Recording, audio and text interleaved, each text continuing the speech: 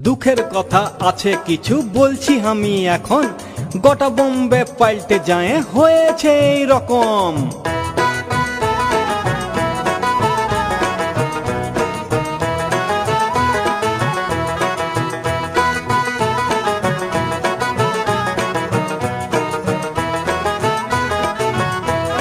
গোবিন্দাকে দেখলি ট্রেনে কেটলি হাতে কইরে, গরম চা বলে হাঁকছে জোরে জোরে।